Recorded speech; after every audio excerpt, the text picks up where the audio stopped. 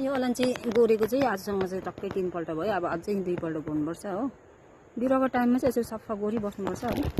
अन्त झारहरू काटेर चाहिँ यसरी फेदमा थुपारिदिनुपर्छ। अब यो कुहिएर चाहिँ मल भएर चाहिँ यति दामी ग्रो भएर आउँछ, कलकल कालो भएर आउँछ नि त यसरी। यो अगस्तमा चाहिँ 1 वर्ष पुग्छ। अब अझै 2 पल्ट जस्तो गोड्नुपर्छ। जति गोर्यो बिरुवाको टाइममा त्यति राम्रो हो।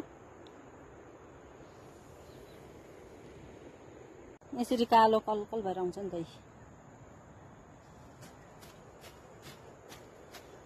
अलैँची चाहिँ मजाले स्याहार्नु सक्यौँ भने चाहिँ 1 वर्ष नपुगी यसरी फल्छ।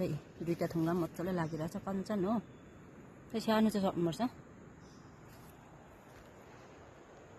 यो अलैँची चाहिँ अस्ति कहिले भाँचेको रहेछ। भाँचेर पनि जराहरू यति दामी आउँदैछ नि, साइडमा टुसामा आउँदैछ हो।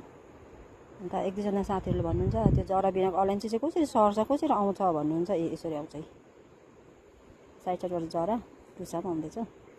बिरुवा कस्तो दामी छ यो। अब यसलाई चाहिँ म रोपिदिन्छु।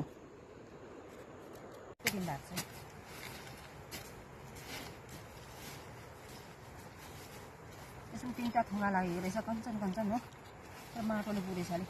यो पाखामा चाहिँ बडा पानी पर्छ कि भल बगेर आउँछ नि त। छेउछेउमा राखिदिनुपर्छ यसरी हातमा काटेर।